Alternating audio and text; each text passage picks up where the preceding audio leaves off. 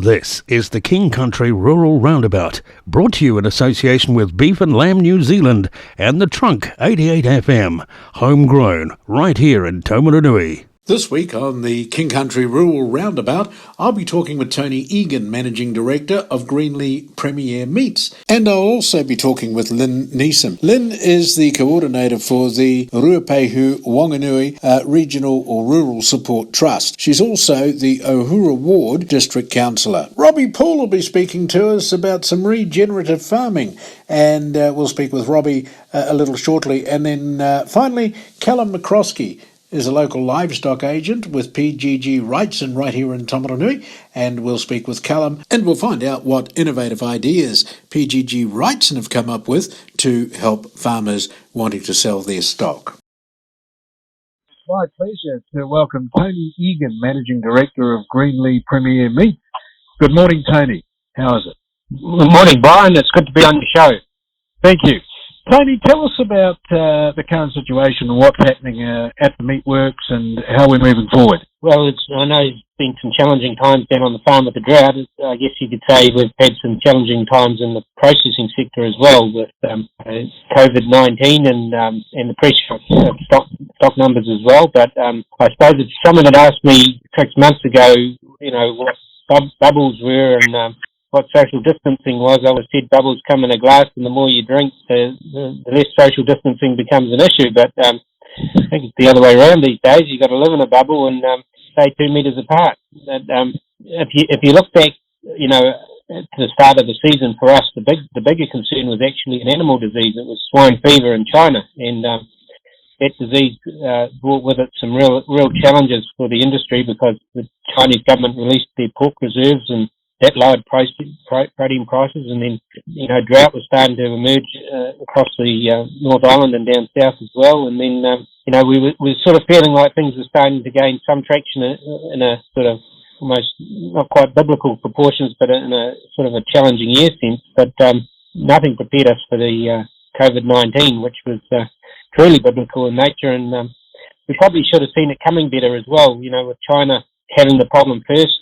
We were certainly seeing the impact on shipments up there, and we sort of all observed from afar the whole world, and all of a sudden it became a global pandemic, and we were all into it, solutions coming forward. You could probably say we sailed close to the wind for a while there, and then we ended up weathering a hell of a storm. And in my case, the bubble was at home was with some kids of mine who had gone vegetarian, which isn't much fun for a meat man.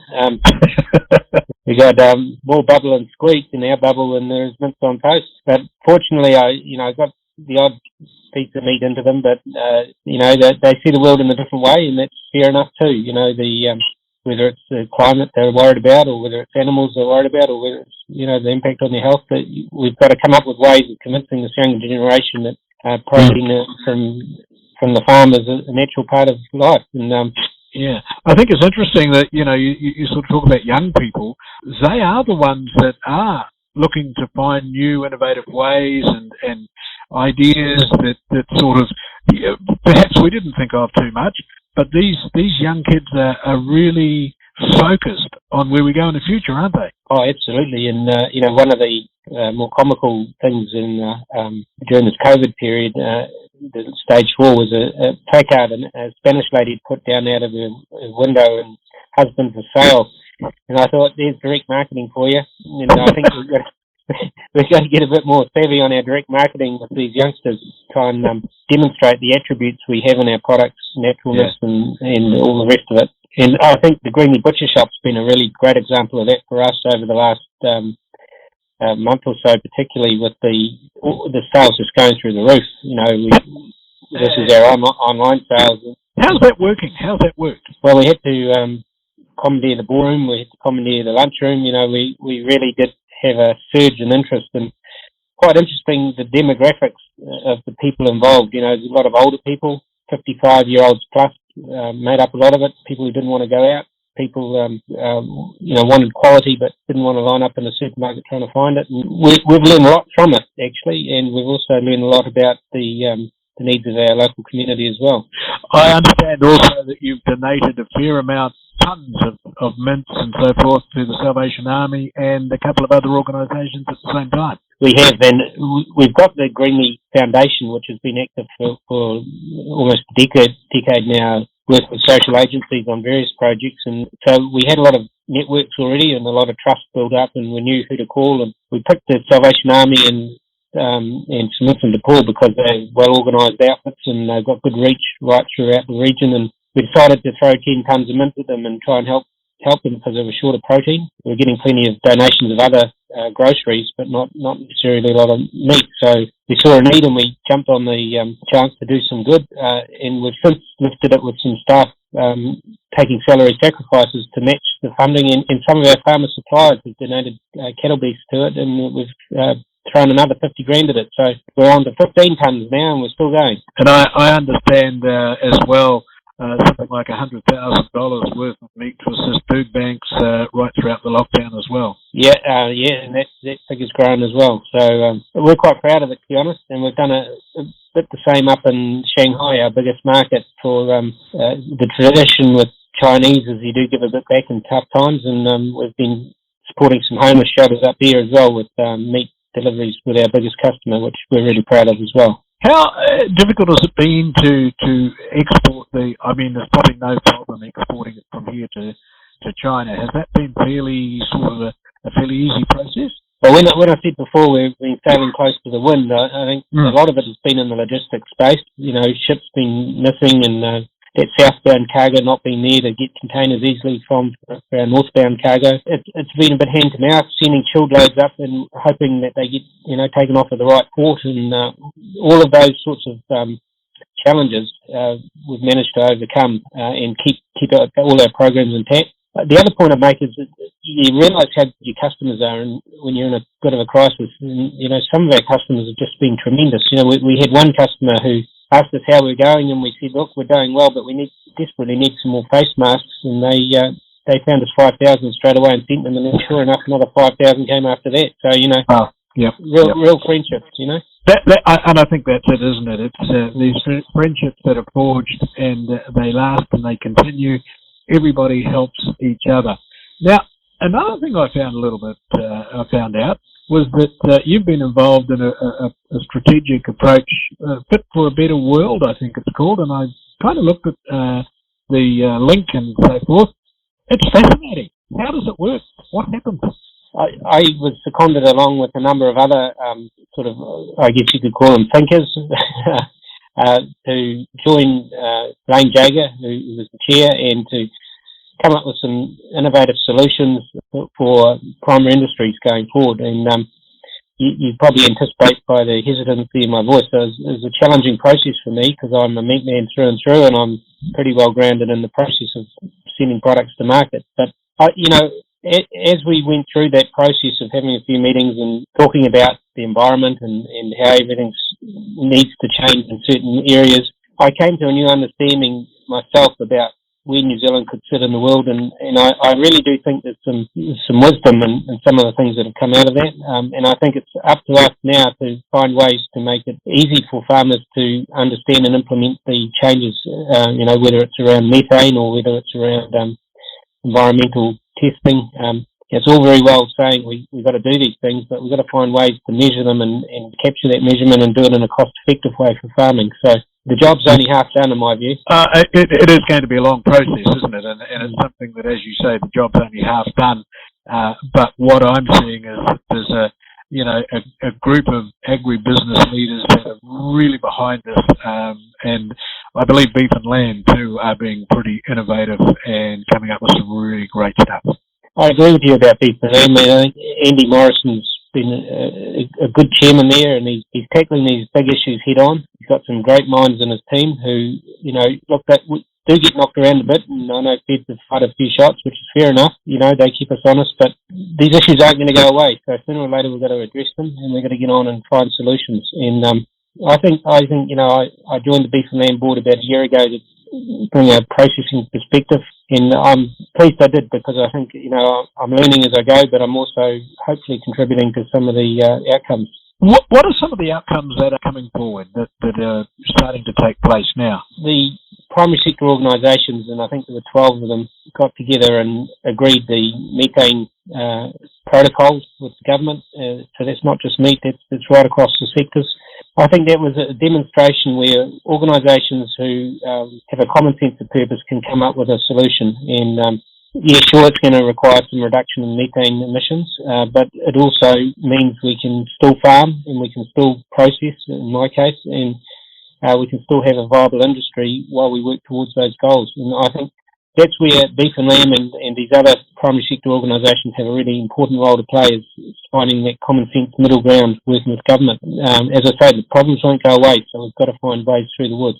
Is there much resistance, or are most farmers getting on board and saying, hey, this is really good? I think just about every farmer I know is on board or getting on board, and I think they realise that there's a new sense of normal coming, and it's going to require us to do things slightly differently. But equally, we've got to make sure that we don't change the rules every time there's a change of heart. So we've got to get a common sense right across the value chain of what we need to do and stick to it.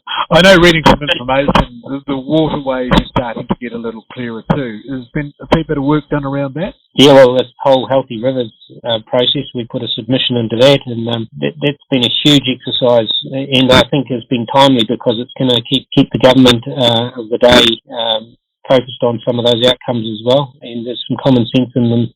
I think, there's been a lot of submissions and a lot of process involved in a fair hearing, so I think it's been a good, healthy process for the Waikato region. I know that, at this time, we're in unprecedented times. We've never seen times like this before. Is there a lot of support and help out there for farmers that kind of need it? Where can they go and what can they do? Well, support comes in various forms, but firstly, as a meat company, we have our buying team. We have, as a company, we've put in place some initiatives to help incentivise farmers to get it, or assist with their farm plan at the very beginnings of it, and even some planting over time. We've got a strong support for the Rural Support Trust through the Greenleaf Foundation, where we take an active interest in what they do, and we're trying to influence whether it's through beef and lamb or through these political things like the Primary Sector Council or the Meat Industry Association, to take an active and leadership role on issues of the day, so that we make sure there's sensible solutions for all of us in the value chain. Hey, one last question. You talked about your bubble and squeak, and that you've got some vegetarians in your family, and as you've said, one or two, you've educated them into a little bit of protein or a little bit of meat there. How's it going down in the household? We have a bit of banter about it all because the different way people see the world, and it's not just in my bubble, to be honest with you. Carolyn Saunders just recently released some studies she'd done in the UK around sheep meat, and it does show just how much alternative protein has been consumed during this last month or two. And it's a little bit of a wake-up call for us all that we can't rest on our laurels. We've got to keep positioning our meat because the new generation is changing. I've noticed that during this crisis, where a lot of the solutions coming in our business are coming from younger people, the people who know the IT systems and know how to do stuff. Yep. Social distancing and all of that in the meat plant, some young minds solving problems. I was listening to my iPod on the weekend going for one of my never-ending aimless walks around the neighbourhood these days. And the average age of the people who put the man on the moon was about 28, yep. Which surprised me, So I think we've got to accept there's some generational change going and tap into some of this youthful enthusiasm. Maybe it's time for old buggers like me to step aside a bit more. I think the up-and-coming, kids of today, they're certainly focused, as I've said before, in different ways to what perhaps we are. But what they're doing is that they're showing leadership, they're showing the innovation that's there, and I think at the end of the day, they as well want a better world, and I think that's what it's about, isn't it? It's letting these guys have a go and come up with these ideas, embrace them, and move forward with them. Yeah, and there's plenty of them want to eat a good steak too while they're doing it. So, absolutely. Whether it's up in China where there's huge demand for protein, or in in the States with the grinding side of it, or here in New Zealand, we saw all those brave hunter-gatherers all lined up outside McDonald's and KFC this last week or so, and we've got a role in feeding them as well. But there's opportunity aplenty if we position our products right. There's no doubt about it. I think that's it, and I think you've summed it up. There are opportunities aplenty as long as everything is positioned right. Tony, look, it's been an absolute pleasure this morning, and I've enjoyed talking with you. You are the managing director of Greenlee Meats, and you have a great team there, and not only that, a great product as well, and things are moving forward. Thanks, Brian, and all the best to our farmer suppliers, and hope that the seeds. That was Tony Egan, Managing Director of Greenlee Meats. In just a moment, we'll be speaking with Lynn Neeson. Learning on the go's easy with Beef and Lamb New Zealand podcasts. Beef and Lamb New Zealand has podcasts on a range of topics. Just open the podcast app on your phone and search for Beef and Lamb New Zealand. Once downloaded, you can listen to podcasts anywhere, including the car or the tractor. They're also available via your laptop on the Beef and Lamb Knowledge Hub. New podcasts are being released every week, and you'll find something to suit everyone. You're listening to the King Country Rural Roundabout in association with Beef and Lamb New Zealand on the Trunk 88 FM. Homegrown, right here in Taumaranui. It's now my pleasure to say a very warm welcome to Lynn Neeson. Lynn is the Ruapehu Wanganui Rural Support Trust Coordinator and also the Ohura Ward District Councillor. Lynn, tell us a little bit about the trust and what's involved, how did it come about, etc. So the Ruapehu Wanganui Rural Support Trust was started by Richard Steele, myself and Linda McIntyre about 2012, I think, as a response to the drought event that we had there. There's 13 rural support trusts throughout the country, and they're all funded by MPI, Ministry for Primary Industries, and we have a contract with MPI to deliver mainly during adverse events. So you hear when they'll declare an adverse event or a medium-scale adverse event, we can step up and help, but also during what we call peacetime, because that's what we set ourselves up for, which was helping farmers who need some help sometimes. Yeah, and now adverse events, I take it that could be drought, flood, earthquake, any of the events that we, Lord forbid, don't really want, and that's where you guys swing into action, is that right? Yeah, well, to be honest, for our trusts, all the trusts are different. We've got our own contract with MPI, but for our trust, we help farmers who are struggling during peacetime, so who maybe they're coping at a certain level and then something will tip them over the edge. So we help farmers all the time, but when MPI or the government declares an adverse event, that's when there's a huge effect on farming, and it can be from anything from a snow event to volcanic eruption, and we've had floods and droughts in our region that we've dealt with, and storm events, isolated storm events. Right, so I guess it goes without saying that this COVID-19, the current lockdown, level 4, level 3, is certainly an event where a lot of farming communities, a lot of farming families are needing that help and support from you. Well, ironically, Brian, it's actually not. So the COVID-19 response is not an adverse event, and so we have not been given any extra funding for supporting farmers through that. Having said that, it is absolutely affecting our farmers in a lot of different ways, because farmers are just continuing to farm, and they're often isolated anyway. So to a degree, not a lot has changed. For some farmers, they haven't been able to get their casual workers because they're in a different bubble. There's also been all of the effects around not being able to get stock to the work, or work slowing down because of their COVID response, to be able to work and keep their workers healthy. So there has been a flow-on effect to the farming region. Luckily for us, there were no farmers in our district that got COVID. There was in Taranaki and other places. So we did set ourselves up at the beginning to be able to support farmers through that. We haven't needed to do that we've set up other things like grocery shops or working with the supermarket or emergency packs. But from an MPI perspective, this isn't an adverse event, so we don't get any extra funding for our work here. That's interesting. I find that very interesting. But again, as you say, you've been able to set up, obviously, a network of people that have been involved and maybe getting supplies to farmers that haven't been able to get into town, little things like that, phone calls, all of those sorts of things, Lynn?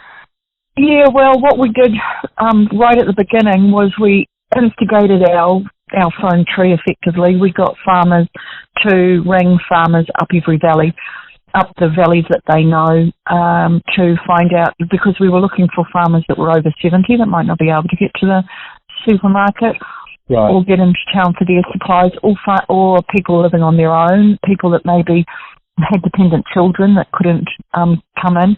So, yeah, we really quickly, because we've got an amazing a team of facilitators, so we really quickly mobilised and got information, especially about the north and about the ward that I care about, but also, around the Taumarunui region for farmers. Right. So, and that still continues, and that is still continuing, and of course it's ongoing, isn't it, that work? Yeah. That's added to the stuff that we do on our bread and butter work. Yeah. How can farmers access help through the RST or through the Rural Support Trust, and what processes are in place? Obviously, it's all confidential. Just sort of talk us through that, Lynn. So we have an 0800 rural helpline, which is 0800 787 254, and that goes to a facilitator. She's based in Owakuni, actually.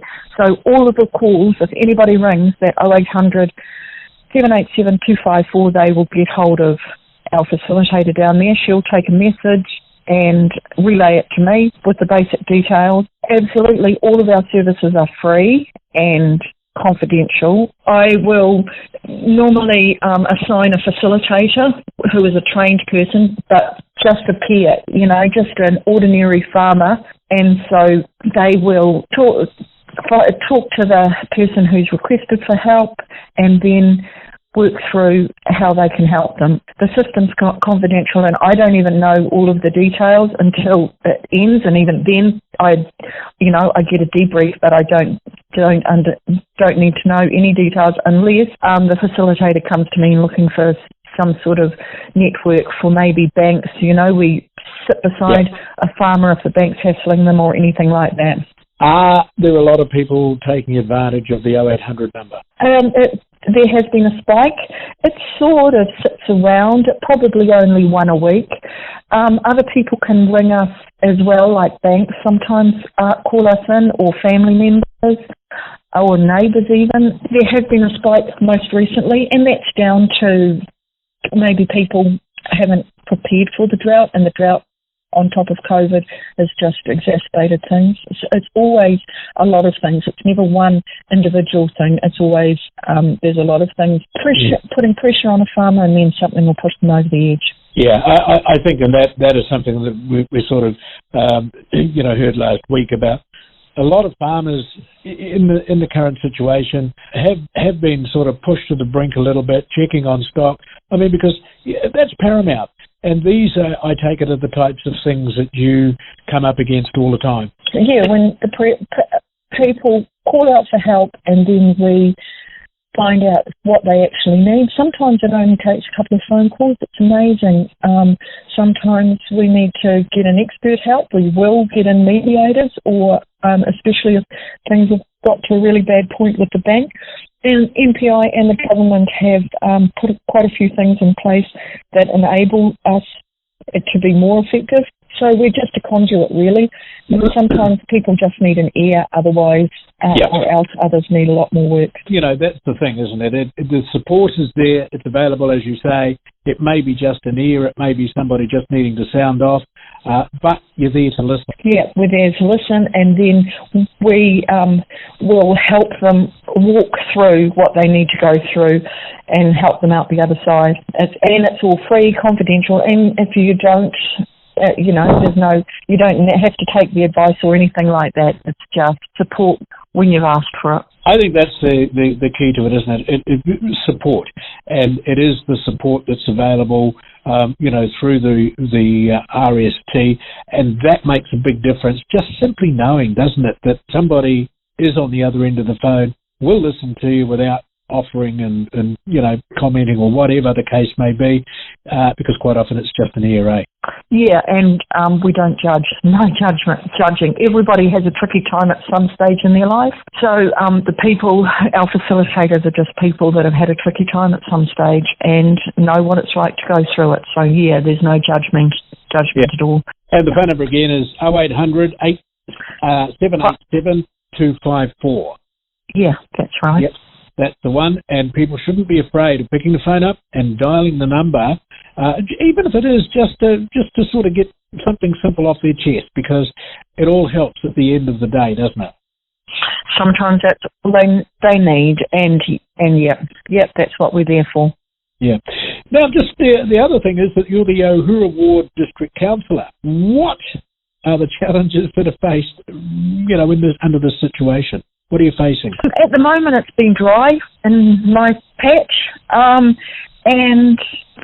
With my role with the Rural Sport Trust, I'm actually today applying for funding to try and help put some resources towards getting through that dry, or maybe not having it affect people so much next time. It's other things are it's hard to get stock away at the moment because of the COVID restrictions, and also because there's other traditional places that we send our store stock to that are dry as well and aren't taking stock. So supporting the farmers that are just hunkering down and avoiding town really. Yeah, of course, there's always the roading issues that my constituents are concerned about, but without that much traffic on the road at the moment, I think the road is in fairly good condition. But it's a very heavily used road, isn't it, with stock carriage and carriers and so forth, and heavy vehicles. So I would imagine that's a pretty big one for you. Yeah, well, State Highway 43 is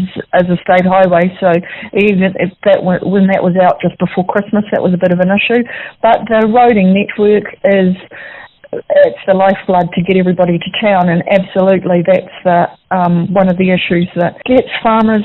They need to be able to get their stock to town. They need to be able to come themselves. So, but at the moment, without much travel, they're just hunkering down, working, and I'm just supporting that really. Yeah, pretty much, and that's what they're doing, isn't it? Hunkering down, getting on with the job. As you say, getting stock away is an issue. Is that sort of easing a little bit now, or is not much change? I think it depends on who your stock agent is or what your relationship is with them, perhaps. And it is, it's just the new reality faced with people trying to offload because of the drought or the big dry, and then now the restrictions in place.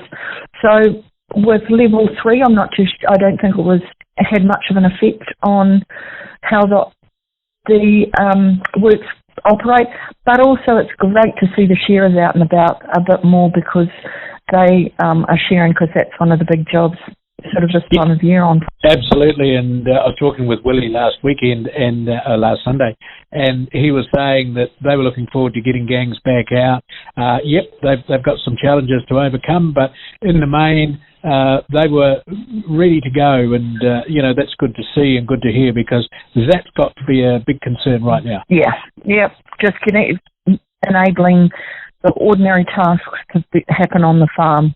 Yeah, so that vets have been able to get out and do the pregnancy testing, so that's great. Next one will be scanning, I guess, and I think there's a bit of a problem around getting the number of scanners, because a lot of them come from overseas. Yep. But for the Ohura Ward, I'm hoping that it's just ticking along, and I'm always here to help. Right, so if anybody wants to make contact, if they've got an issue that concerns something within the ward or whatever, they can contact you. Obviously, your numbers and so forth are up on the websites, aren't they? And they can make contact with you, and you'll follow through for them. Yep, or they can make a specific request direct to the council, a service request, and that'll be actioned as well.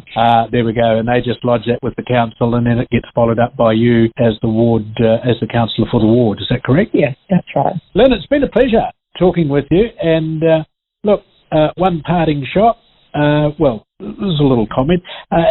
Sheer warmth. Yeah, well, it's starting to get cold, so hopefully you will be able to, people will start buying blankets. It's been difficult to operate the sheer warmth shop in level 4 and 3, so we're hoping that people still know we're here and they can contact me too, and I'll get anything they want out. Right. What's the best way to go about that, Lynn? Probably text or phone me personally, on 027 353 7907. 027 353 7907. And you'll make sure that the orders get out to people and they're warm for the winter. And that was Lynn Neeson. She is the local chair and support coordinator for the Ruapehu Wanganui Rural Support Trust. In just a moment, we'll be hearing from Robbie Paul. You're listening to the King Country Rural Roundabout in association with Beef and Lamb New Zealand on the Trunk 88 FM. Homegrown, right here in Taumaranui.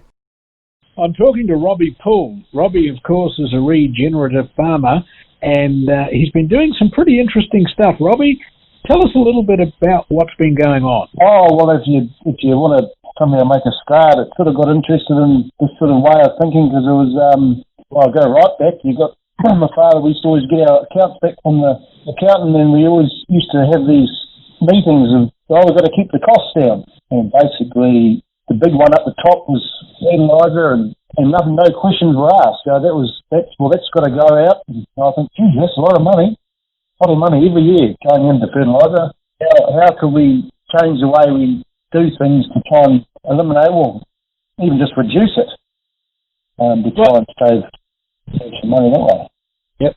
So what were some of the sort of ideas that you started with, and how did it sort of develop from where, when you sort of looked at the costs and things like that, what was it that was running through your mind, and how you could change things around? Yeah, well, I was sort of going through the same thoughts as well, how to do it, and I was used to read the paper, the New Zealand Farmer. It's not out, it's not going anymore, and there was a guy in there called John King. He specialised in regenerative farming and holistic grazing. Yeah. So I basically rang him, and he just sort of steered me in the right direction. And he came down in Christchurch, and he said he was coming up to North Island and do an 8-day course. So I did that a couple of years ago, and that really just gave me a bit of confidence, basically just to try things.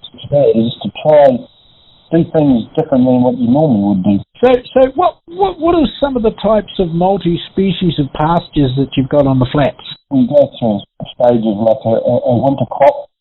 Instead of just putting in just a swede or a cane, we basically put in a permanent pasture mixed in with the winter crop. When you have just a straight swede crop, you've got a lot of bare ground all underneath the leaves. Yep. That you're planting in your chicories and your plantains and your grasses, that fills in all that bare ground. And with the cereal, you've got a lot more roots. So you plant these, all these different species and so forth, and then do you sort of fence off an area and let them sort of generate and grow a little bit, or tell me how it happens. What happens? Ultimately, you can get a little bit carried away with all these different seeds, and I think I've sort of, to be honest, probably moved away a little bit from all these crops and just tried to focus on the grazing, and just within changing the grazing, you will naturally get all the diversity in your pastures. And one of the other things I see too is something I'm interested in is the experimenting with holistic grazing. Now, you kind of, I would imagine that's a matter of putting different combinations together. Yeah. It's I guess the dairy farmers have sort of gotten onto it. They've only got 1 or 2 mobs, But us sheep and beef boys seem to think that because we've got a different class of stock, they need to be in a different mode. But I don't think that's always should be the case. It just means if you've got less mobs, you've got more of the rest of the farm going around. Yeah. So by bringing these mobs together, you're not going into pastures until they're fully recovered, are you? Yeah, and I think people get the risk perception of you're letting it all go to like a hay paddock before you graze it. It's not the case at all. You're grazing it when it's still in a vegetative state, sort of just before it seeds, really. Right. How long does the process take? Like, say, from the time you plant out an acre or 3 or 4 or whatever, what's the lead time before you can actually start grazing stock in there? Well, it's sort of $1 million question. It depends on what you're trying to get out of it. You really want to. Depends what your resource concern is for that paddock. What are you trying to achieve for that paddock? Are you trying to build topsoil? If you're trying to build topsoil, you'd plant big tap rooting plants to get that tap root down deeper, like your sunflowers and your chicories. So then to build up your topsoil basically. So instead of having a foot of topsoil, you got to try and get a couple and a half, 2 feet of topsoil. Right, and so by doing this, you've got good aerated soil, and it allows these plants to spread, obviously, doesn't it, underneath, and sort of, produce from there, if I'm understanding it correctly. Yeah. And I think we just got to, us as farmers, stop thinking the plants are just for the animal. Sometimes, definitely is for the animal, but if you're trying to get the roots down deeper, you just need to try and focus on the plants you want there, and forget about the ones that you don't. So you've been doing this now for a couple of years. Have you seen any increases? Have you seen changes? Yeah, I think definitely in the you just become a lot more aware of trying to not overgraze. So that sort of stuff's been around for a long time now, but it's just have I seen changes? Yeah, I have. Just when you're in mobs, it just becomes a lot more clear to for example, to destock. So if you're going around, you can see these plants are not going to recover, and then you start destocking them, and that's sort of months ahead of everyone else before they get going. And obviously it's producing healthier stock too. Yeah, I definitely think there's been a reduction in the drenching in animal health by just keep on moving the stock and just eating the top third. Definitely helps. We're just not getting into the parasites as much. Right. So there's definitely advantages in doing this the regenerative process, and it's obviously working reasonably pretty well for you. Yeah, I think so. I mean, don't get me wrong, I've made some cock-ups, but it's definitely a slow and steady. It's not the sort of hard and fast approach, because you've got to be patient. And I think, as you said at the start, you've got to reduce costs and so forth, fertiliser and all of that. And by following this practice and following the advice of John King, how many acres have you got planted out this way, Robbie? 20 hectares. I've just made a start on the flat 2 years. Yep. And that's now sort of. How long does it take to sort of develop?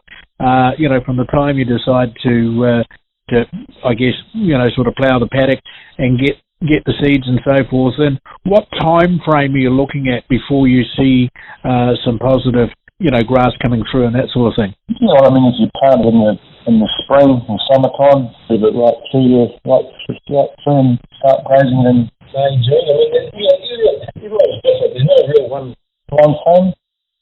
Yeah. It all depends on what you want to do, what you want to achieve.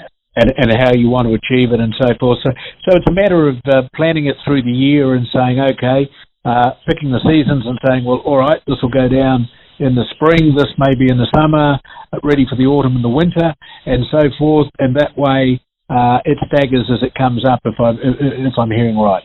Yeah. A lot of the planning is you're working backwards. Like this is where you want to be later in the year, and working your moves back to that certain date. Has it added any sort of significant costs, or has in fact it cut them down? Definitely cut the cost down.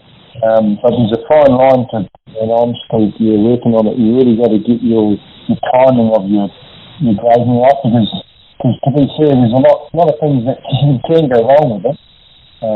If you're not setting stuff on time, but yeah, there's a lot of things that can go right with it too. So to me, it's an applied science, and it's something that you've pretty much got to follow to the letter. But at the end of the day, if you do it right, you're going to get those results, and you're going to see, I suspect, healthier stock at the same time. Yeah, it's just more of a biological system, and I think in the long term more of a sustainable one. And it's working well for you. Yeah, no, it's interesting. I definitely find it really interesting diving down to all these things that you don't find out, don't learn it in a normal sort of beef and lamb field day. Look, I was reading about a bloke in the deep south, I think he is, and he's been doing it for a year or three. He's tried all sorts of different things, and he seems to have the formula for him right. And I guess that's the key, isn't it? Your formula may not be right for somebody else. It's a matter of trial and error, getting it right for you, and then once you've got a system in place that's there, that way you can say, well, hey, this worked for me, why don't you try this? Yeah. I think a lot of farmers have been sort of sitting on the fence, should we do something different now? But you just give it a go. Don't listen to. Don't be a sheep. Don't follow. I think you've summed it up. Do it your way. Do it for yourself. Give it a go, and look and get your results. And then something might work for you. Bingo, away you go, and you can pass that on. I reckon, can't you? Yeah. And don't. It might be a cock up the first year, but don't. Hey mate, that's awesome, Robbie. And we'll follow the progress, and we'll see how it all goes, and keep an eye on things, and I'm sure that we'll catch up with you again in the very near future. And that was Robbie Paul, local regenerative farmer, and he's right here in Taumaranui.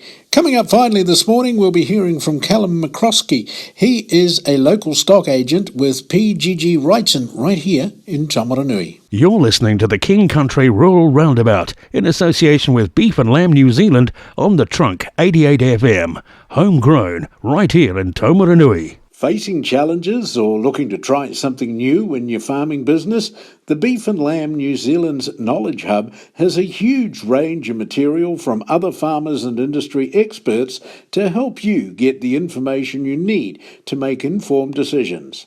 You can find everything from animal health to the zero carbon bill on the Beef and Lamb website in a range of formats, including articles, resource books, podcasts and videos. Check it out, www.beeflambnz.com. And it's now my pleasure to say g'day to Callum McCroskey. Callum's a local livestock agent in town with PGG Wrightson. And Callum, tell us a little bit about what impacts on you the lockdown has seen. G'day, Brian. Well, personally, I suppose the lockdown, we've been lucky enough to be deemed as essential business. So as far as day-to-day stuff, it hasn't affected business too much.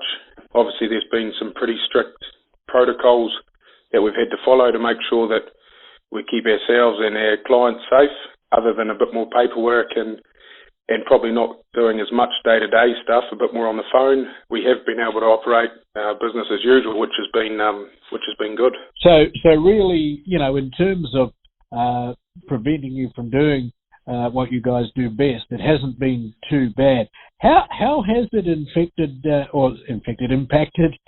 local stock sales, Callum? Well, I suppose the main one we've had is and that would be our local centre, would be Tikawiti selling. The sale yards up there has been closed over the lockdown period. So that's probably the main one. And it is due, they're talking about one of the companies possibly doing something in there under level 3, but the other two selling companies involved are not going to look at it until we get back to level 2. So hopefully that's not too far away. Have there been a lot of delays? You know, I know stock is still moving off the farms to the works and and so forth. Have there been, you know, sort of excessive delays in getting this done, or has it been pretty swift? Yeah, it has been. We probably, prior to lockdown, there was already delays, you know, if we're talking about prime stock, just with the, you know, there's a pretty severe drought and there was a lack of feed. So the waiting times were there anyway, and the lockdown obviously with, you know, reduced staffing in the killing plants and reduced capacity, that really has put pressure on things. We are starting to see now the lamb and mutton kill, we're probably starting to get pretty current, where, you know, the wait time's not too bad there, but certainly on cow and prime and bull, the killing of cattle, there is still a backlog, and the waiting times, can be 2 weeks, and some bad cases up to a month, you know. Is this impacting on the condition and the weight of the stock that are being held as well? I think in a way, there's probably a couple of contributing factors. One would be the lack of feed around the stock. You know, we had probably a pretty good spring, late spring, but since sort of January, February, you know, the conditions meant that stock have probably, just not been in the best of conditions. So some of the guys are killing lambs and probably killing cattle at a lighter weight than they'd like to, but, you know, just the season's meaning that we have to do that. But I don't think, you know, the matter of, you know, animals having to wait another week or two, whether it does put a bit of pressure on guys, but, you know, I don't think it's affecting it too much. Yeah. Has it placed sort of a little bit more pressure on you guys in terms of what you do normally? You know, you mentioned a bit of paperwork and things like that.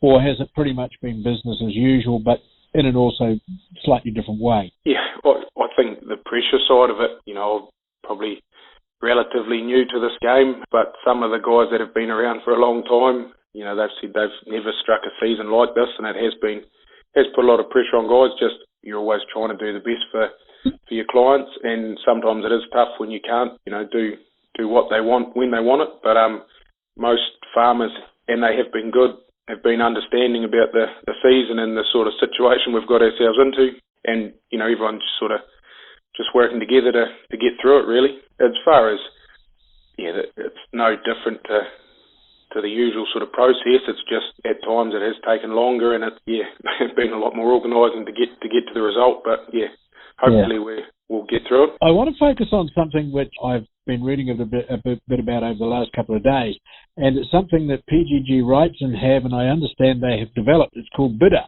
BIDR.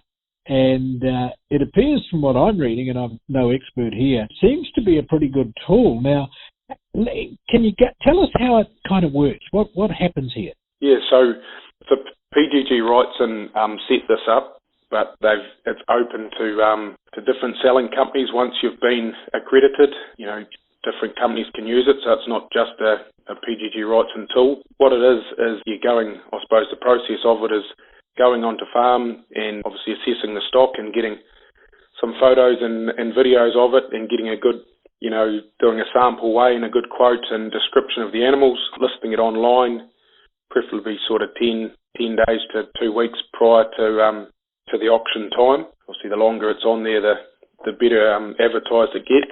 And then, it goes online. There's an online auction at a designated time, and they sort of, each lot of stock sort of runs for a couple of minutes, and it has got an auto reset once still bidding going when it's set to finish.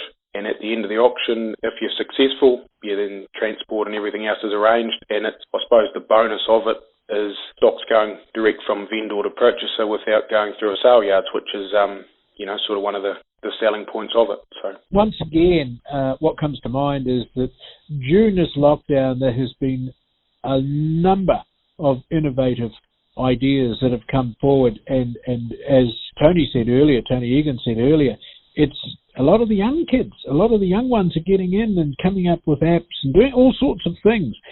Yes, they may have come from rural backgrounds, but the nice thing about it, I think, the good thing about it is that here's BIDR that PGG Wrightson have, It's an innovative online livestock auction platform, and it's obviously one that's is enjoying a lot of success, I would say, would you not? Yeah, Bid is the one I'm familiar with our company, but like you say, there is a lot of other ones that are similar and with the same idea that are popping up.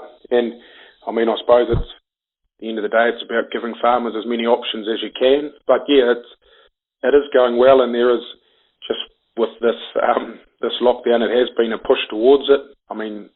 It hasn't been the easiest of times for the uptake as far as, stock in some cases haven't been easy to sell, but yeah, that has been something good for guys to sort of try out and get more familiar with, and I think as we go forward too, it'll be something that will carry on, even once lockdown and everything's finished. I think it is something with a bit of merit, and just people need to, I suppose, give it a bit of time and get familiar with it like anything, and hopefully it'll be something that's used, because it is similar systems are used widely around the world in other countries. So it's something we're probably just getting up to play with now.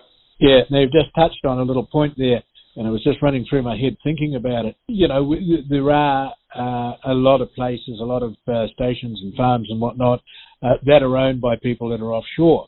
And two or three, sort of come to mind. One mate of mine in Aussie is involved in a property here, and I'm thinking also, would this be something that they would use as well to bid and buy or sell stock? Yeah, I think the options there. Mm-hmm. It's the same thing. If you can buy stock, locally, and when they can work it in with their farms, that's with being out, overseas and everywhere else. Well, it is a good tool. Absolutely, I would say it would be a valuable tool. Now, another little point I want to touch on, May, as I recall, is traditionally bull sale time, isn't it? Yeah, end of May, into June. Yep, we're that's probably it's on everyone's mind at the moment, in the stock agent in bull breeders world. And to be honest, it's all probably in the control of what the government sort of says we can do in the next week or two, whether we do come back to level 2 or not. Yeah, we'll probably be able to proceed with the dates that the guys have usually had, but they certainly have all got sort of a backup plan in mind if things change, which we are probably getting used to at the moment. So at this stage, it's still a little up in the air until such time as a decision's made from government. But as you say, people are gearing up for it, because at the end of May, traditionally, it is the bull sale period, and that runs through. And I guess it's a wait and see at the moment, right? Yeah, we are actually just at the moment starting to get round and look at some of the local guys' bulls, and they've done a very good job of bringing them forward. But just at the moment, everyone, just wait and see for the next week or two, and then they'll be able to pick. Hopefully, it'll be the day that they've usually had and work towards. But as I say, at the moment, it's probably another week or 10 days away, and then we'll definitely be able to confirm and advertise dates for the local ones and the ones happening outside the area. Fantastic. Now, same question. I know we're in lockdown, we're in level 3. Hopefully we'll get into level 2 pretty soon. What advice have you got for people at the moment with what's happening in terms of livestock and so forth? Obviously it has been a tricky season, but I just think what I've been finding is certainly communicating with whatever agent or fat buyer, whatever channel you're using to market your stock. Make sure you're communicating nice and early so that you can eliminate these wait times, or obviously the markets are changing at the moment, so just so you know exactly where you are and you can do your budgets and make your plan accordingly. But it's certainly not easy times, but all sort of, I suppose, think a little bit of what everyone else is doing as well and be understanding, and we seem to be getting through all right. I guess you're a little more lucky, a little more fortunate than a lot, because you can kind of move out of your bubble a little bit, can't you? Because of the nature of your job. You've not sort of been restricted to it. But how's it gone for you? It probably was. We live on a farm as well, so probably lucky in the fact that the bubble was, sort of the farming side of it for my wife was business as usual, and I was lucky enough to have a few outings now and again, when we could, so it meant you were getting out and about, so it didn't feel like you were locked lockdown as some people would have been. But definitely, the sooner we get out of it too, the better, I think. Now, just before we go, you're a bit of a rugby star, a bit of a rugby player, I hear. Yeah, a rugby player, I'd say, would be about as far as it goes. Yeah. Well, I don't know about that. I understood you were the captain of the team. Standing now and again. Yeah, Lynn captain. Yeah. I mean, there's no season as such this year, is there? It's pretty much gone, or dismembered, or whatever you want to call it.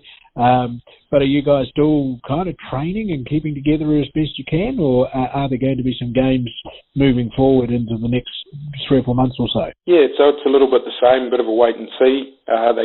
We got our one official competition match in at the start of the season against the local Taranui Eels and Taranui districts, so that was a good game. But since then, there's been no training and no, obviously, contact down at the club, so everyone's kept away.